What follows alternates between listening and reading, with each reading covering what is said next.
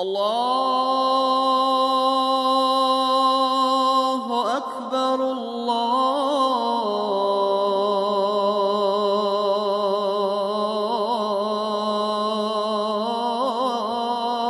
Akbar, Allahu Akbar, Allahu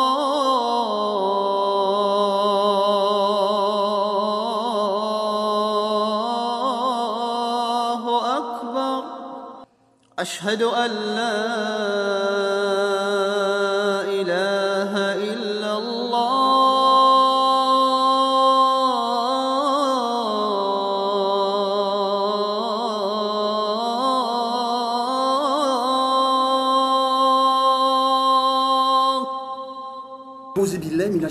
Bismillahirrahmanirrahim. Wassalatu wassalamu ala rasulullah. Chers frères, je suis en islam.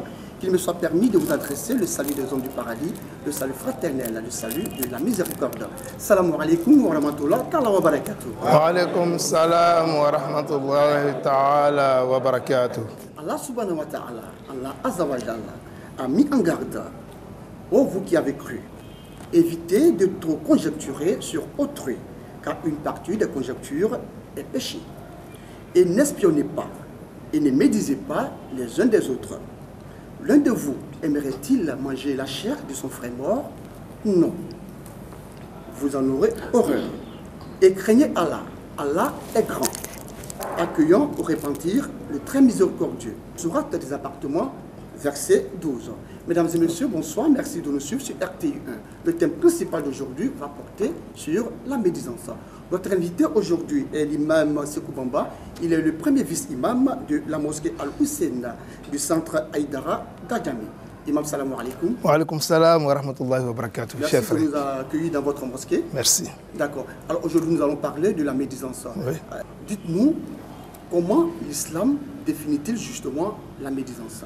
Allahumma salli ala sayyidina Muhammad, al-nabi al-ummi, الذي أسري به ليلا من المسجد الحرام إلى المسجد الأقصى ثم إلى السماوات العلى فإلى سدرة المنتهى وإلى قاب قوسين أو أدنى محمد ابن عبد الله صلوات الله وسلامه عليه وآله وسلم وعلى آله الأطهار وأهل بيته الغر الميامين وسلم تسليما كثيرا والحمد لله رب العالمين.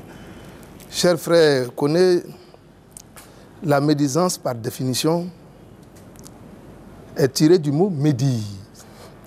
Médire veut dire parler mal, tout simplement. Ça, c'est la définition la plus simple. Et en langue arabe, la médisance s'appelle al-riba. Al-riba est tiré du mot al-ghaib, ce qui est caché. On dit mastatara mina shay, ce qui est caché d'une chose est un ghaiba. C'est-à-dire la médisance, quand on jumelle les deux définitions, celle du français et celle de l'arabe, on tire une conclusion philosophique. Le caractère caché de l'homme, la vie cachée de l'homme, lorsque cette vie sort de la bouche de quelqu'un d'autre, s'appelle al-riba et la médisance, tout simplement. Donc la médisance, c'est le fait de divulguer la vie cachée de son frère. Alors justement, tout simplement. Et selon vous, c'est pas bonne chose, le fait de divulguer, sinon de mettre en lumière la vie cachée de son frère. Justement, qu'est-ce que l'islam pense justement de la médisance? Bien. Et l'islam, en tant que religion de paix et religion d'amour, considère la médisance comme l'un des caractères les plus dangereux de la société humaine. C'est pourquoi Muhammad ibn Abdullah, dans le hadith d'Abi Huraira, il a été très clair. Il dit Al-Ghiba, qawluka li akhika ma yakra. Il dit la médisance, c'est de dire au sujet de ton frère ce que ton frère n'aimerait pas entendre. Tout simplement. Et un disciple lui dit Muhammad, et si ce que je dis sur mon frère est vrai? Muhammad lui dit si tu dis sur ton frère ce qui est vrai et qu'il n'aimerait pas entendre, alors tu l'auras médit. Mais si tu dis ce qui n'est pas vrai, tu l'auras calomnié. Ça veut dire dans tous les deux sens, même si ce que tu dis sur le dos de ton frère est vrai, c'est mauvais. Parce que ton frère n'aimerait pas entendre. Chacun de nous a une vie cachée. Un exemple où on voit la femme et puis on lui dit, ah, écoute, ton mari là, est-ce que tu sais qu'il a un enfant quelque part là-bas?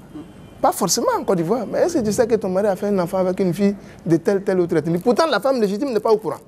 C'est une vie cachée du monsieur. Mais pourquoi toi tu le dis? Quand il divulgue une telle vie de ce monsieur-là qu'il n'aimerait pas entendre, alors ça détruit son âme. Et la femme à qui tu parles ça, la femme est détruite dans son âme et dans son esprit. Et ça peut affecter l'amour dans son foyer. Voici un peu l'exemple d'un danger que la médisance peut apporter. C'est pourquoi nous avons choisi ce thème-là, pour dire aux musulmans que si nous voulons une société cohérente, une société d'amour, une société de cohésion, alors hâte à la médisance. Alors, lorsque Allah subhanahu wa ta'ala, Dieu exalté soit-il, il dit comme ça, est-ce que l'un de vous aimerait-il manger la chair de son frère mort? Merci. Est-ce que ce n'est pas une façon justement de dire que la médisance fait partie des grands péchés? Ce verset se trouve dans la sourate 49, qu'on appelle sourate des appartements, verset 12, qui dit « Wala yaghtab ba'dukum ba'dan ayuhibbu ahadukum an ya'kula lahma akhihi mayta » Il dit que personne ne médit son frère. Il dit, est-ce que l'un d'entre vous aimerait manger la chair de son frère mort? Cet exemple que l'islam donne là, c'est une parabole extraordinaire. Et pourquoi? Voilà. Parce que, vous savez, le Coran, c'est un peu comme la mathématique. Quand vous dites 1 plus 2, c'est égal à 3, vous devez reconnaître que 2 plus 1 aussi est égal à 3. Quand l'islam dit, est-ce que vous pouvez manger la chair de votre frère qui est mort? Ça veut dire réellement que celui qui médit son frère là, il a une vie de celui qui consomme la chair d'un homme mort. Mais imaginez-vous, même le sorcier dans le village, il ne mange pas la chair de l'homme qui est mort. Il n'y a pas un sorcier qui mange la chair de quelqu'un qui est mort. Imam, le sorcier toujours mange... Imam, excusez-moi, vous savez que le sorcier, il mange la chair? Vous le savez, vous? Ah ben, c'est ce qu'on dit, oui. Ah, c'est ce qu'on dit? Oui, mais on n'a jamais entendu qu'il mange la chair de quelqu'un qui est mort. D'accord. Ça veut dire que le sorcier même est mieux que lui. Puisque le sorcier, lui, mange la chair d'un homme vivant. Mais Dieu dit ici dans le Coran... Vous affirmez que le sorcier, il mange comme si vous-même, voilà... Ah ben, écoutez... Vous avez vu des exemples concrets de un sorcier en train de manger la chair. Oui, mais ce n'est pas le thème, mais c'est un exemple qu'on peut donner parce que ça relève de notre culture. Voilà, il n'y a personne en Afrique ou bien en Côte d'Ivoire qui puisse dire que je n'ai jamais entendu qu'un sorcier mange quelqu'un. Non. Donc il faut donner un exemple qui est conforme à la société. Que les gens peuvent comprendre, c'est ça. C'est un peu comme le Coran a parlé de certaines choses selon la tradition des Arabes. Et c'est un grand péché. Donc, mais c'est un grand péché. Vous voyez? Donc quelqu'un qui médit de son frère est comparable à quelqu'un qui consomme la chair de son frère, mais pas son frère vivant, la chair de son frère qui est mort. Et puis, M. Koné, lorsque tu analyses cette parabole-là, on a l'impression que celui qui médit de son frère, s'il ne fait pas attention, peut terminer par une vie semblable à quelqu'un qui mange la chair de quelqu'un qui est mort. C'est-à-dire une vie dangereuse, une vie où il est sous-estimé par tous. Vous voyez? Parce que vous ne pouvez pas... La colère d'Allah subhanahu wa ta'ala peut s'abattre sur lui et ramener sa vie à un niveau où il est détesté par tous. Parce que l'exemple qui est donné là, ce n'est pas un exemple qui est très palpable, mais c'est une parabole. Tu vois? Est-ce qu'en critiquant quelqu'un, en médisant de quelqu'un, Dieu dit, vous êtes comparable à quelqu'un qui mange la chair de son frère qui est mort? Ça veut dire que celui qui mange la chair de son frère ne peut pas être aimé par quelqu'un. Alors, donc, une femme ou un homme qui s'adonne à cette pratique-là, vous verrez que c'est l'homme que tout le monde déteste dans la ville. C'est un peu ça. C'est ce que le Coran voulait dire. D'accord. Est-ce qu'on peut dire que la médisance, si vous voulez, est une caractéristique d'hypocrite? Il y a une nuance, mais il ne faut pas forcément les comparer. L'hypocrite, par définition, dans notre religion, c'est celui qui dit ce qu'il ne croit pas. Et il dit ce qu'il ne fait pas. Ça, c'est l'hypocrite. Mais le médisant, lui, ce n'est pas ça. Le médisant dit ce que l'autre ne voudrait pas entendre.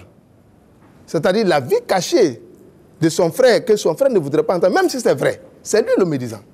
Donc, en quelque sorte, l'hypocrite est meilleur que le médisant. Parce que l'hypocrite, lui, c'est un menteur, en quelque sorte. L'hypocrite est un menteur. Il peut te dire, demain, je connais, on se voit à midi, et à midi, il ne vient pas. Mais au moment où il te dit, demain, on se voit à midi, lui-même, il sait que demain, midi, là, il ne sera pas là. Ça, c'est l'hypocrite. Mais ce n'est pas le médisant. Le médisant, monsieur connaît, vous me faites une confidence. Dans votre foyer, dans votre amitié, dans votre vie antérieure. Vous dites, non, ça, c'est un imam. Je peux lui confier un secret. Bon, moi, avant de me marier, voilà comment j'étais. Ou bien, voilà, mon village était comme ça. Et puis, un jour, vous entendez cela à la place publique. Ça, c'est le rôle du médisant. C'est-à-dire que cela est plus dangereux que l'hypocrisie. Ce n'est pas comparable à un imam ou un guide religieux à qui un frère ou un fidèle vient se confier pour dire que dans mon foyer, voici ce qui se passe. Et quand on appelle la femme pour régler le problème, il se trouve que la femme, après, revient à l'imam même. Oh, ben, Non, parce que ce n'est pas la même chose. C'est pas la même chose. Le médisant, il y a le mot dire. C'est ça qu'il faut retenir. Le médisant, ça, c'est sa bouche qui crée le problème. C'est sa langue. Il expose, tout ce qui a été dit en secret. Voilà. C'est grâce au médisant que l'amour meurt. Parce que ce que la femme n'aimerait pas entendre de son mari, quand tu dis ça, tu détruis son amour vis-à-vis de son mari. C'est ça le vrai problème. Et le médisant, c'est comme ça il est dans la société. Ce n'est pas toute la vérité qu'on dit. Tu vois, le médisant, c'est l'homme qui ne contrôle pas la vérité à dire et la vérité à ne pas dire. C'est lui le médisant. Non, c'est quelqu'un qui détruit la société par sa parole. Et c'est ça le danger. C'est pourquoi Dieu le compare à celui qui est capable de manger la chair de son frère étant mort. C'est-à-dire c'est un homme qui est méchant à l'extrémité de la méchanceté. Quel comportement doit adopter le fidèle en face de quelqu'un qui médit? Oui, le Coran nous a déjà expliqué ça. Vous allez lire la sourate 25, verset 72, qu'on appelle sourate al-Furqan. Dieu dit وَالَّذِينَ لَا يَشْهَدُونَ الزُّورَ وَإِذَا مَرُّوا بِاللَّغْوِ مَرُّوا كِرَامًا إِذَا مَرُّوا بِاللَّغْوِ مَرُّوا كِرَامًا. Et quel est ce livre-là qui nous donne tous les caractères? وَالَّذِينَ لَا يَشْهَدُونَ الزُّورَ. Dieu, en citant les caractéristiques des hommes de foi, il dit les hommes de foi sont ceux qui n'attestent jamais de faux témoignages. وَإِذَا مَرُّوا بِاللَّغْوِ مَرُّوا كِرَامًا. Et quand ils font face à une certaine frivolité, à un certain désordre, à un certain langage déplacé, alors ils s'en détournent de façon noble.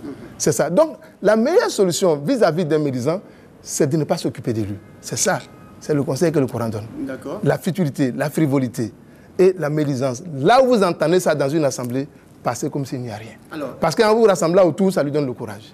C'est ça le courage. Alors, au passage, je voudrais vraiment faire des compliments à Imam Bamba. Merci. Imam Bamba a une très belle voix. Merci. Vous avez été chanteur par le passé? Non, mais je suis de Touba. Ah, d'accord. Chez nous, quand on lit toujours en chantant. On n'est pas comme les Sénéfaux. D'accord. Il faut s'en éloigner. C'est-à-dire que quand faut s'en écarter. Quelqu'un qui me dit... Il faut l'ignorer. D'accord. C'est tout. Il faut l'ignorer. Et si c'est votre frère, votre propre frère, comment l'ignorer? Il faut le rapprocher dans le cadre de la fraternité, mais l'ignorer dans sa médisance, c'est tout. C'est la seule manière de le décourager. Vous allez dans une assemblée, quelqu'un est en train de parler mal de quelqu'un, vous vous asseyez pour écouter, mais vous l'encouragez. Mais vous-même, vous savez que vous êtes un homme de foi. L'acte qu'il pose là, c'est un attribut néfaste qu'il attribue à son frère. Mais il faut passer, comme si tu n'as rien entendu. Mais ça n'entame rien dans vos relations fraternelles à la maison. D'accord. Voilà, c'est un peu ça. Bamba, dites-nous, pourquoi certains fidèles s'adonnent-ils à la médisance? À la médisance, merci. Pourquoi? Bon, les intellectuels nous donnent deux grandes raisons. Il y a plusieurs raisons, mais je vais vous donner deux grandes raisons. La première raison, c'est d'abord la faiblesse. C'est pourquoi on dit en philosophie, on dit la médisance, c'est l'arme des faibles. Face à une situation, vous ne parvenez pas à prédominer. Vous êtes en face de quelqu'un qui est très puissant. Qu'est-ce que vous pouvez faire? Et vous êtes appelé à collaborer avec lui. Vous ne faites que le critiquer derrière. Oh, lui là, mais il est comme ça. C'est votre seule arme. Exposer sa vie, c'est la seule arme que vous avez pour pouvoir le dénigrer, c'est tout. Donc d'abord, la faiblesse face à une situation. Deuxième raison, c'est un peu la jalousie. Chez nous, en philosophie, on dit la jalousie, c'est le sentiment de menace, de l'insécurité. Deux femmes qui sont mariées, quand tu veux envoyer une troisième, mais les deux ont peur. Même si elle est seule à se marier, qu'une deuxième vient, mais elle a peur. Donc la jalousie est aussi un élément provocateur de la médisance.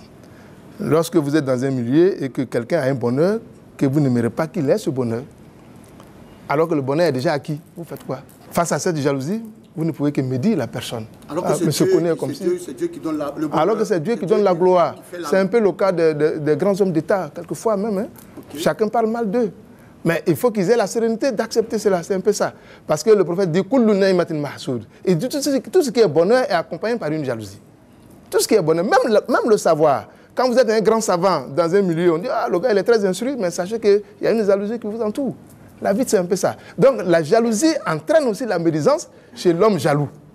Quand on sait qu'on est soi-même quelqu'un qui médit, comment lutter avec sa propre personne pour justement arrêter de médire? Oui, merci. Et là, je vais vous donner une analyse de l'imam Ali. Le tuteur de tous ceux qui disent « La ilaha illallah Muhammadur Rasulullah ». Innama waliyukum Allahu wa rasuluhu wa lezina amanu Il dit, tous ceux qui disent la ilaha illallah, vous avez pour tuteur absolu et unique l'imam Ali.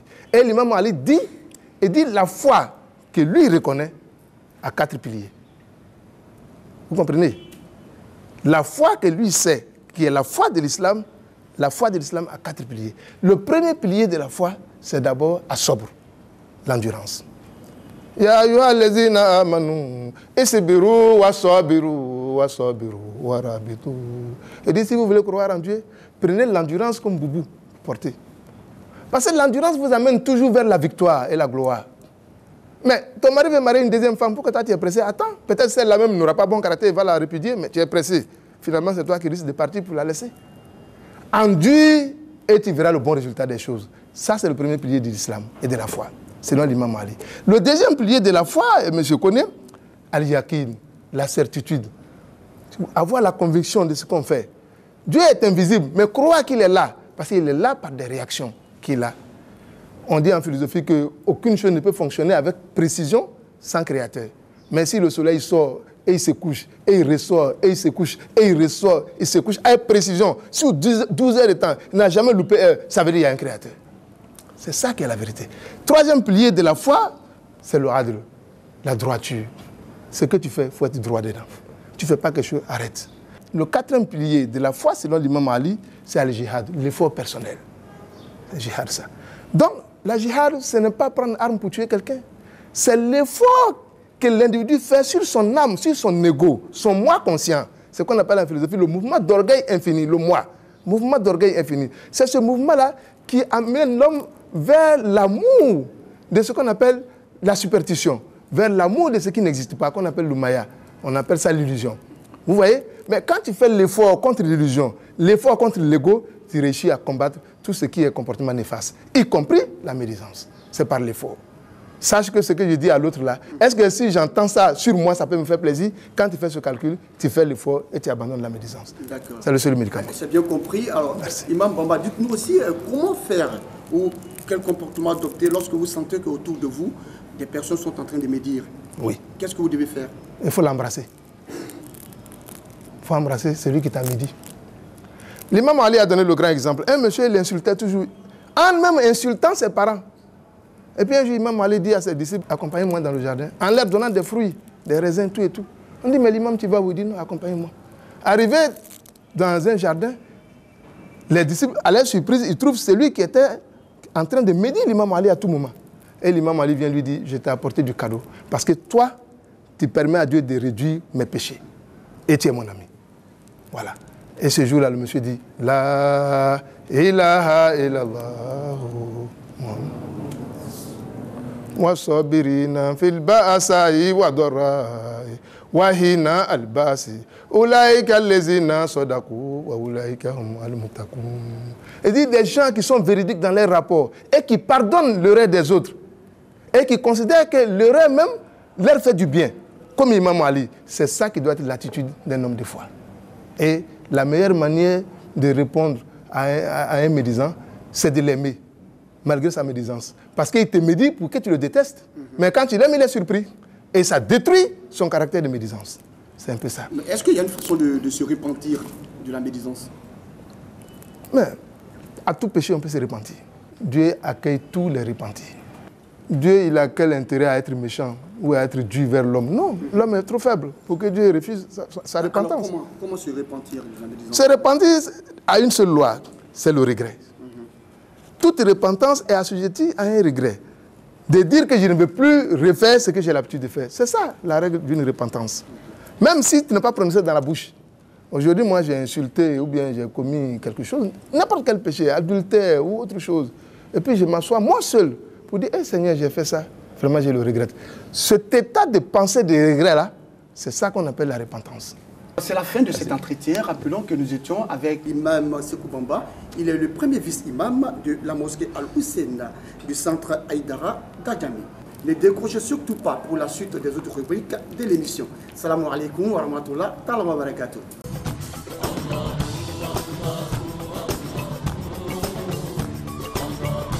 La louange est à Allah, Seigneur des mondes, qui crée et qui forme harmonieusement ses créatures.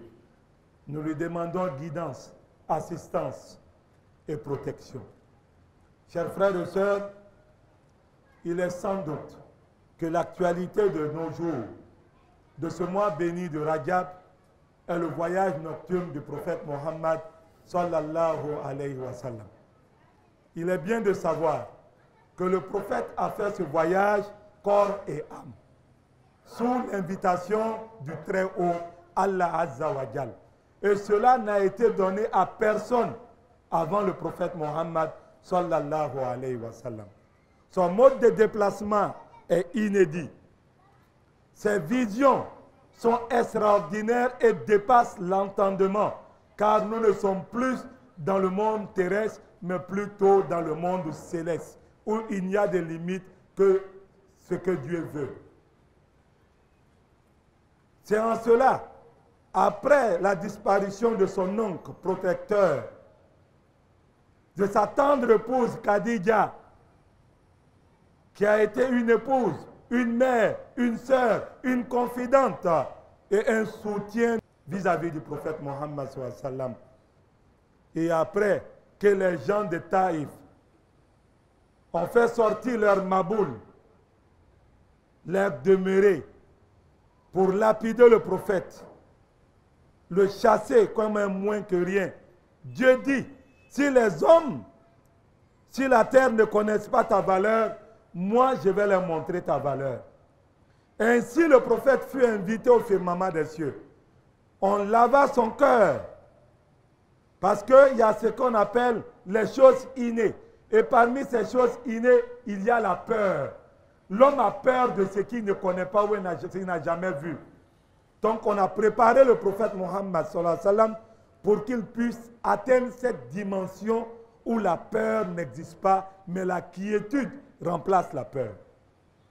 C'est ainsi qu'il fut invité à chevaucher cet animal extraordinaire qu'on appelle Bourak, qui est mis cheval, mais plus proche de l'âne, mais possédant 2 ailes. Et comme lui-même nous l'a dit, ayant le regard d'un être humain. Sa rapidité est sans équivalent sur terre et n'aura pas d'équivalent sur terre. Il transporta ainsi le prophète Mohammed sallallahu alayhi wa sallam de la Mecque vers Jérusalem, où tous les prophètes de Adam alayhi salam au prophète Isa, Jésus, l'attendaient à la mosquée de Jérusalem, Beit al-Muqaddas. Et là, arrivé, le prophète fit son entrée et tous les prophètes se sont levés pour, n'est-ce pas, l'honorer. Ça, c'est la qualité de celui qui est guidé. Celui qui est guidé, il respecte celui qui est devant lui. Et celui qui n'est pas guidé, il a cette fâcheuse habitude de ne respecter personne et de ne respecter ni Dieu, ni son prophète, ni, n'est-ce pas, les représentants des prophètes. Qu'Allah nous en garde. Qu'Allah les extirpe de nos mosquées. Qu'Allah les extirpe de nos vies et de nos affaires. Tous se sont levés, malgré qu'ils sont tous âgés que le prophète Mohammed, sallallahu alayhi wa sallam. Et le prophète a fait la prière avec eux, puisqu'il s'appelle l'imam des prophètes. On ne peut pas être appelé l'imam des prophètes sans que les prophètes ne prient derrière toi. Après cette prière, regardez ce que Djibril va demander. Djibril demande au prophète, accepte que tout le monde vienne te saluer, à l'exception de 2 personnes dans cette foule. Et il montre les 2 personnes au prophète. Le prophète va saluer le premier. Et comme le dit Anas, il dit que le prophète a dit que tout est blanc sur lui. Il n'y a pas un grain de cheveux, ni sur sa tête, ni dans sa barbe qui est encore noire. Tout est blanc sur lui. Et Djibril lui a dit, c'est Adam, c'est le père de l'humanité. Il ne doit pas venir te saluer. C'est lui qui est nous tous notre papa. Tu dois aller le saluer. Comme pour nous enseigner, nous aussi, malgré que le prophète est prophète, il est allé saluer le vieux. Toi aussi, il faut aller le faire. Et le deuxième, c'était Ibrahim alayhi salam. Et le prophète même dit que je n'ai pas vu quelqu'un qui me ressemble comme lui. Il me ressemble portrait pour portrait, comme 2 gouttes d'eau.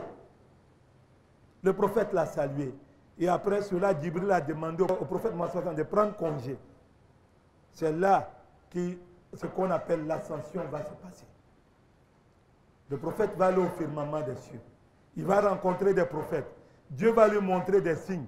Mais ce qui est bon à retenir, c'est ce que cette nuit du 27e de Rajab, dans le mois où nous sommes actuellement, que Dieu lui-même va appeler Mohammed auprès de lui, au cours de cette ascension.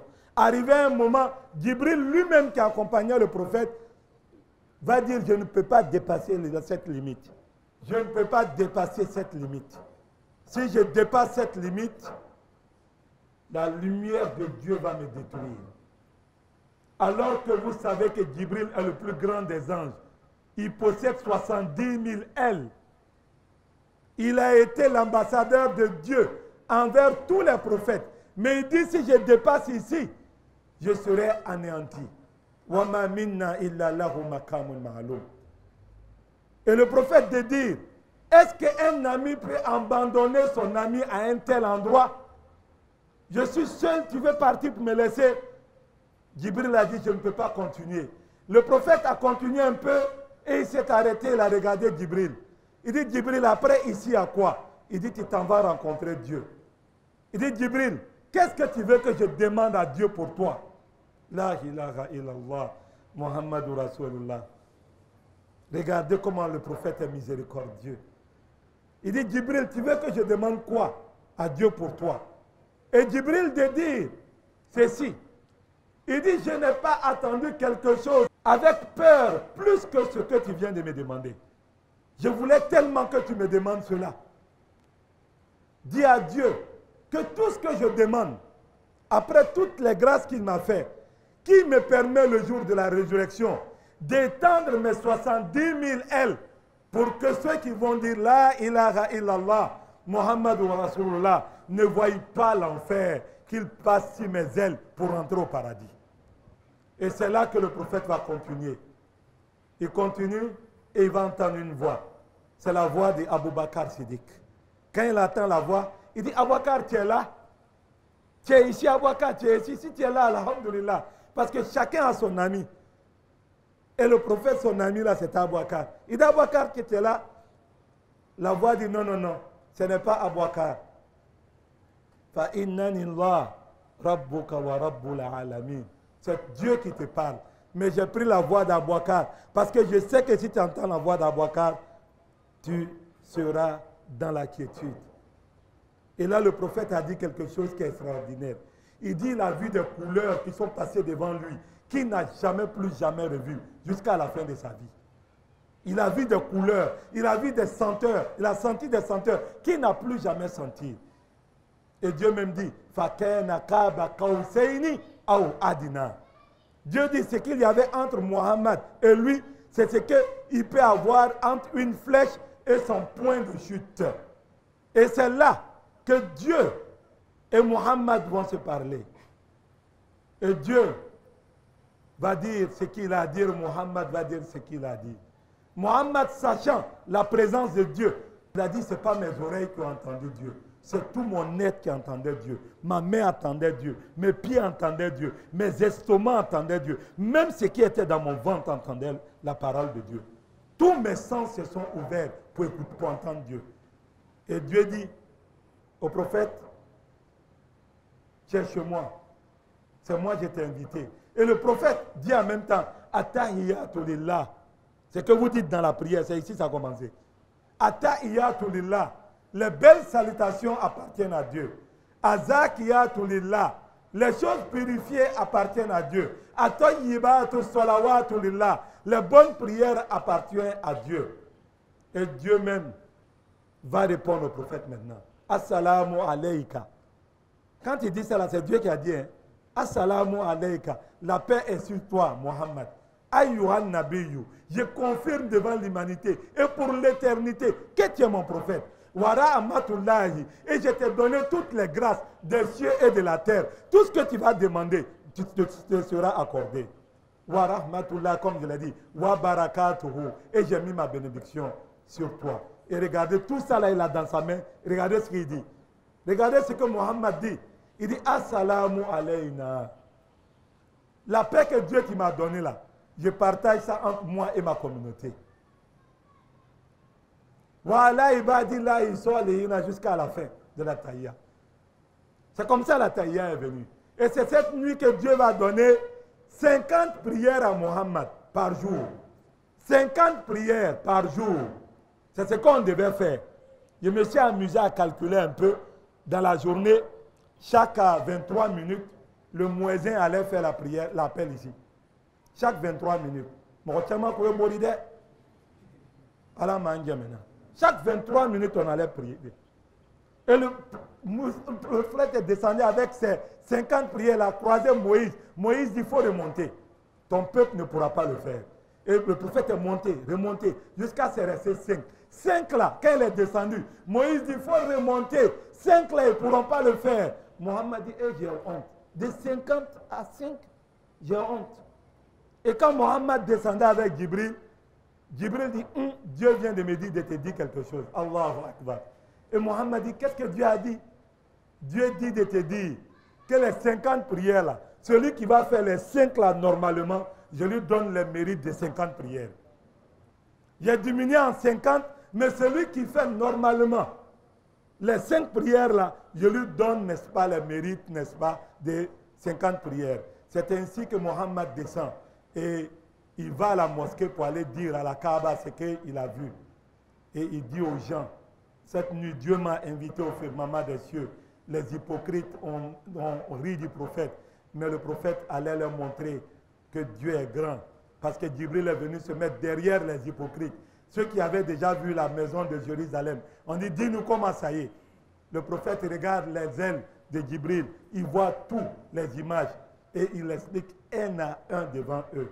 Eux-mêmes, ils ont compris que vraiment, le prophète a fait ce voyage-là. Mais ce qui les a étonnés, c'est comment il a pu faire ça à une petite partie de la nuit, alors qu'ils oublient que l'omnipotent, ce n'est pas eux, mais l'omnipotent, c'est Dieu.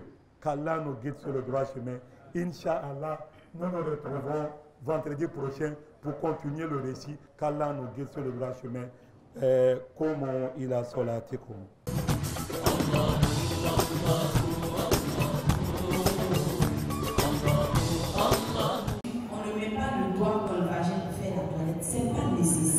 Mireille Gondou est une sage-femme de confession religieuse chrétienne. Elle ose le débat sur les dangers des mauvaises pratiques sexuelles et la santé reproductive avec plus de 1500 jeunes musulmanes. Les pratiques qui consistent à introduire des substances dites naturelles dans le vagin pour, entre griffes, le resserrer, ça peut aboutir déjà à la sécheresse vaginale, aboutir sur des infections à répétition qui peuvent terminer par une obstruction tubaire. Donc on va avoir les trompes bouchées et avoir des difficultés à avoir un enfant. Aux côtés de Mireille, d'autres spécialistes de la santé et de la religion pour aborder la question de l'éducation sexuelle, un sujet parfois tabou au sein de la communauté musulmane. Nous, les filles voilées, hors des conférences, on ne peut pas parler de sexualité parce que c'est un peu mal vu. Je ne suis pas mariée, mais j'ai des copines qui sont mariées. Je pourrais leur parler de tout ce qui s'est passé. On a parlé comme ça de la manière dont une femme musulmane doit prendre soin de son corps. Comment est-ce qu'une femme musulmane doit se comporter avec son époux. Alors comme je le disais, je suis heureuse. Nous sommes à la 4e édition des Ridouane, rencontre d'échanges culturels et spirituels, organisée par le forum Le Voile Ma Pudeur. Elle est initiée par un homme. On espère qu'à travers ce qui a été dit aujourd'hui, que nos sœurs vont comprendre la nécessité de se rendre à l'hôpital, de se faire soigner. Parce que quand on adore Dieu, c'est parce qu'on est vivant. Ridouane, c'est aussi un espace de valorisation et de promotion de la femme musulmane entrepreneur. Partie des réseaux sociaux, le forum Au Voile Ma Pudeur compte 56 000 jeunes musulmanes répartis dans 79 pays. La famille et l'école, la société civile ivoirienne et africaine, la formation et la sensibilisation des cadres religieux, religion, communication et prédication, pouvoir public et acteurs face au phénomène de la radicalisation et de l'extrémisme religieux violent, entre autres problématiques du colloque international sur le dialogue interreligieux qui se tiendra du 23 au 25 février ici même en Côte d'Ivoire. Objectif, véhiculer et enraciner les messages de paix et de cohésion. Le colloque se veut un cadre de concertation entre acteurs religieux et pouvoir public. afin de mieux impliquer les religieux dans la lutte contre la radicalisation et l'extrémisme religieux violent. Cet événement culturel correspond à la vision africaine du commandeur des croyants, Sa Majesté le roi Mohamed VI, président de la Fondation Mohamed VI des oulémas africains, qui a toujours encouragé les initiatives du dialogue et du développement en Afrique. Les guides de toutes les obédiences religieuses nationaux et internationaux saluent l'initiative et entendent apporter leur contribution pour la réussite de ce colloque. Nous remercions la Fondation Mohamed VI, remercions le COSIM qui a bien voulu associer tout le monde, et bien que la gloire soit à Dieu et les bénédictions soient sur un monde nouveau. La pérennité de la paix en Afrique et en Côte d'Ivoire à travers le dialogue interreligieux, la continuité du message éternel des religions sur la paix dans le monde, l'ouverture des voies pour l'échange et l'écoute entre les adeptes des religions musulmanes et chrétiennes en Côte d'Ivoire et en Afrique, l'adoption de la déclaration de paix d'Abidjan entre les différents acteurs religieux et sociaux. Tels sont les objectifs de cette rencontre internationale qui va réunir chercheurs et experts de tous les horizons africains de confession musulmane et chrétienne. Le Forum national des Zaouïas célèbre le Maoulid, commémoration de la naissance du prophète de l'islam, Mohammed, paix et salut de Dieu sur lui. Guides religieux, imams et fidèles, tous étaient réunis à Bobo Kennedy pour cette cérémonie religieuse. Cheikh Abdulaziz Sarba a invité la communauté musulmane à prôner la paix. Notre message cette année, c'est l'éducation spirituelle. Nous demandons à tous nos jeunes de nous rejoindre dans les Zaouïas.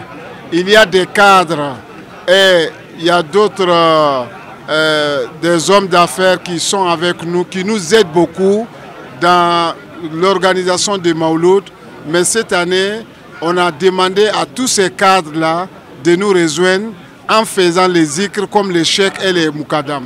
Nous demandons à tous nos disciples de prôner la paix. Je lance un appel à tous les musulmans de la Côte d'Ivoire de se mettre ensemble, de prier Dieu et faire des bénédictions pour notre pays, la Côte d'Ivoire, pour les pays de l'Afrique de l'Ouest.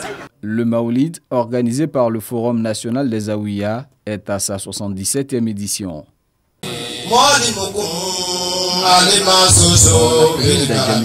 La jeunesse musulmane du quartier Brahma-Côté célèbre ce soir le Maoulid, la naissance du prophète Mohammed, paix et salut de Dieu sur lui. Une opportunité toute trouvée par les guides pour sensibiliser la jeunesse à la cohésion sociale et au vivre ensemble. Les jeunes dynamiques qui sont chez nous à Brahma-Côté, à Djamé ici, vraiment Ibrahim connaît et ses amis et ses frères, vraiment ils sont très dynamiques dans la religion islamique. On les encourage pour dire vraiment cette chemin, ils n'ont qu'à se donner à sa profondément.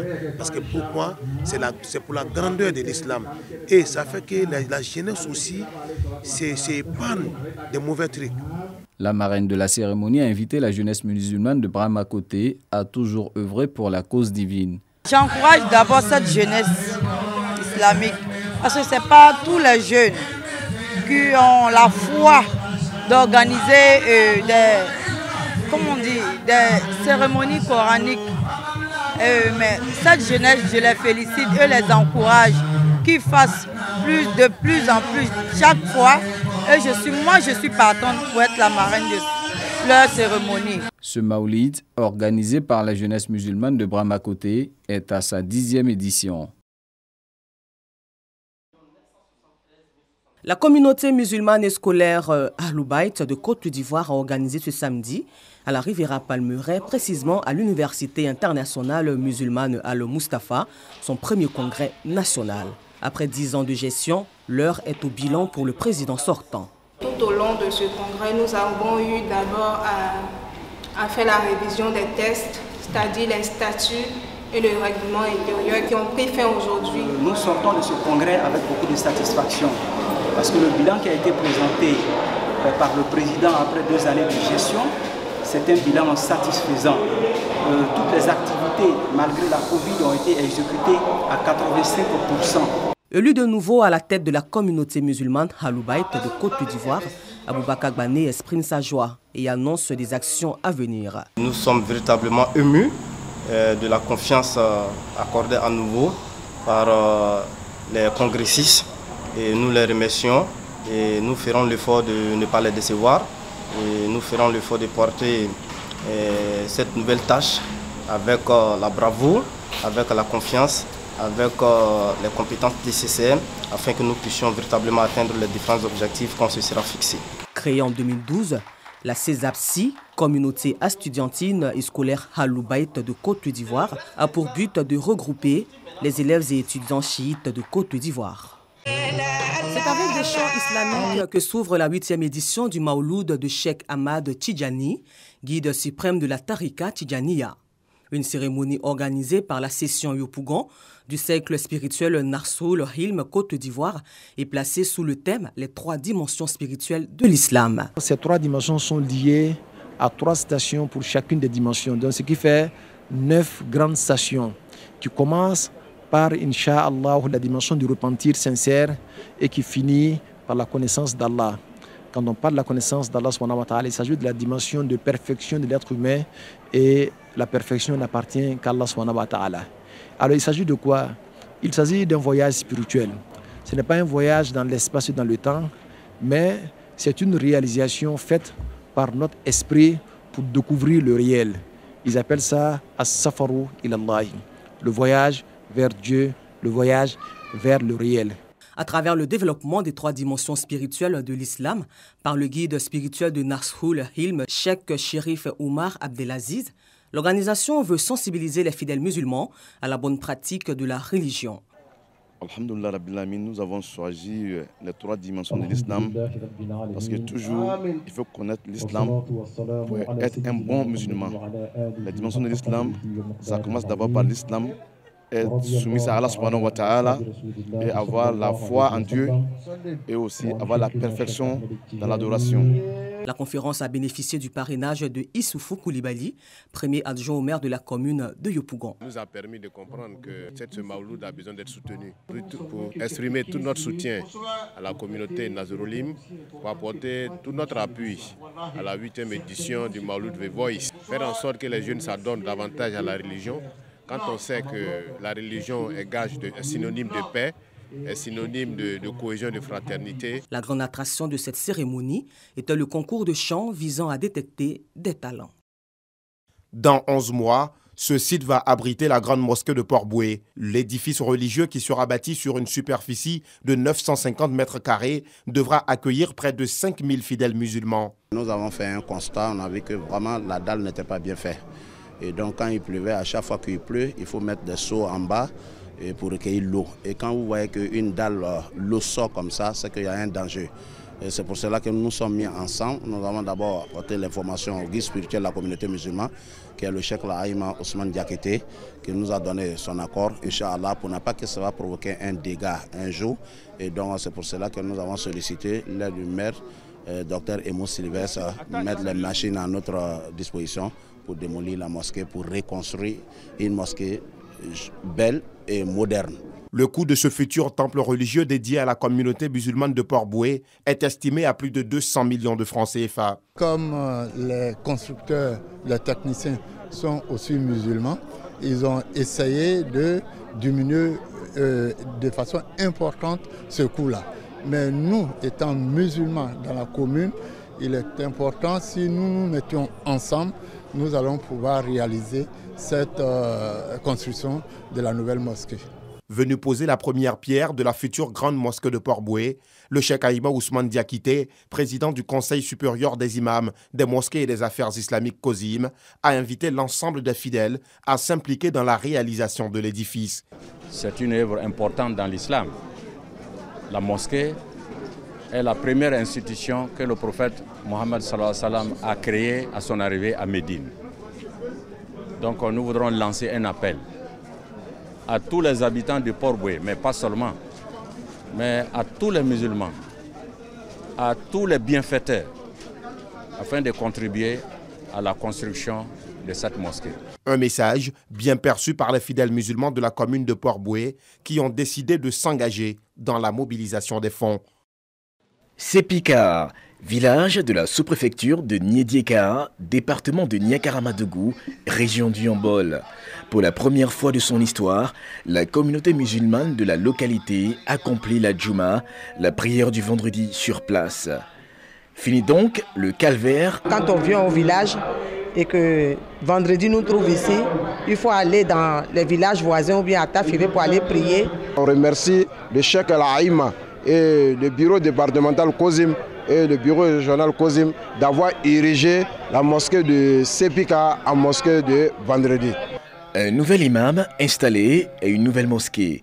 Le guide religieux reçoit ses attributs des mains des représentants du Kozim, Conseil supérieur des imams, suivi de l'inauguration de la mosquée. Les autorités présentes ont invité le nouvel imam à consolider la paix et la cohésion sociale dans la localité. Que Dieu inspire l'imam, qu'il ait les bons termes à l'endroit des populations, à l'endroit de ses fidèles. Je voudrais remercier les autres confessions religieuses qui sont certainement venues à la cérémonie pour soutenir leurs frères musulmans. Vous êtes aujourd'hui intronisé en tant que guide religieux. Vous avez une charge spirituelle assez importante, certes, mais vous constituez aussi une boussole. Et aussi l'administration saura compter sur vous pour faire passer ce message de paix, de cohésion et de fraternité. L'instauration de la prière du vendredi à Sepika est une phase importante dans l'histoire de la communauté musulmane de la localité. Pour l'occasion, elle a bénéficié de dons de Coran et de chaises de la part du parrain de la cérémonie. Condamnés à la mendicité ou à faire des petits boulots, ces aveugles représentent une frange vulnérable de la population.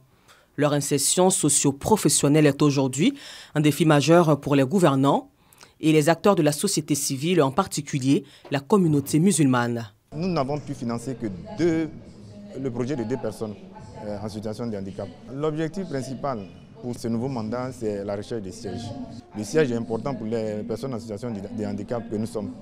Elle nous permet, nous, personnes en situation de handicap visuel surtout, de nous localiser, mais aussi de prendre en charge psychologiquement et physiquement, moralement, nos frères et sœurs. Alhamdulillah, il faut dire que l'islam, c'est la religion de la solidarité, de l'entraide, puisque quand nous nous appuyons sur le verset 2 du chapitre 5 du Coran, qui est intitulé Suratul Ma'ida, le festin, à ce verset 2-là, Allah nous dit « Wa ta'awanu alal birri wa taqwa, wa la ta'awanu alal ismi wal udwan, wa taqullaha inna Allaha shadidul iqab » Entraidez-vous dans l'accomplissement du bien et de la piété, mais ne vous entraidez pas dans le péché et la transgression, craignez Allah, car il est dur en punition.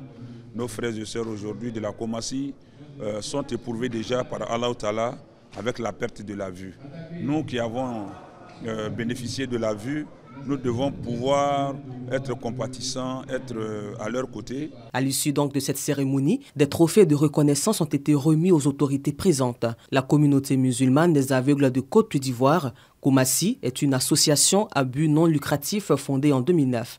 Elle vise à former et insérer ses membres dans la vie active.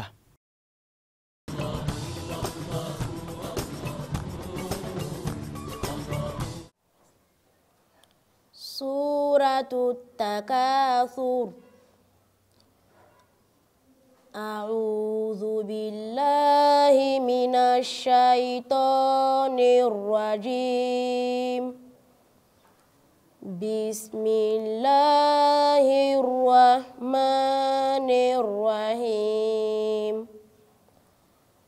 Alhaakumut takatsur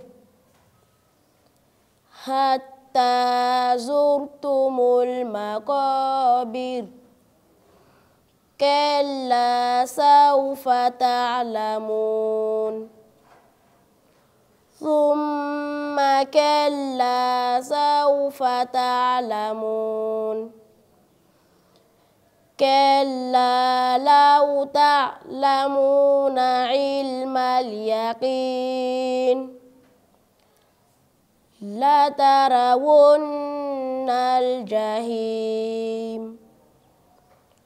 Thumma la tarawunnaha aynal yaqin. ثم لتسألن يومئذ عن النعيم.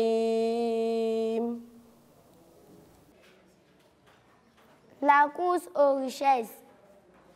Je cherche protection d'Allah contre Satan les bannis. Au nom d'Allah, le tout miséricordieux, le très miséricordieux. La course aux richesses vous distrait jusqu'à ce que vous visitiez les tombes. Mais non, vous saurez bientôt. Encore une fois, non, vous saurez bientôt. Sûrement, si vous saviez de sciences certaines, vous verrez cette la fournaise, puis vous la verrez cette avec l'œil de la certitude. Puis assurément, vous serez interrogé ce jour-là sur les délices. Salama, salama, salama, salama, salama, salama, salama, salama. Donnez-vous la main, serrez-vous la main, répandez la paix dans tous les foyers. Salama, salama, salama, salama, salama, salama, salama, salama. L'ennemi commun s'appelle le Satan. L'ennemi commun s'appelle le Satan qui cherchait toujours à vous diviser. Salama, salama, salama, salama. Salama, salama, salama, salama. Toutefois que ça ne va pas dans un pays donné, les chefs religieux doivent jouer leur rôle. Salama, salama, salama. Allahu Akbar, Allahu Akbar, Allah.